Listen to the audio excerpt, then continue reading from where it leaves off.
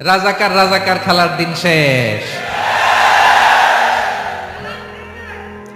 মন মতো হইলে মুক্তিযোদ্ধা, মন মতো না হইলে রাজাকার, এই দিন শেষ।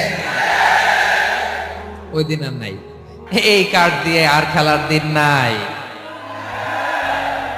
এগুলো মানুষ আর খায় না এখন, এগুলো গিলে না আর। সাধারণ মানুষ বড্ড সচেতন।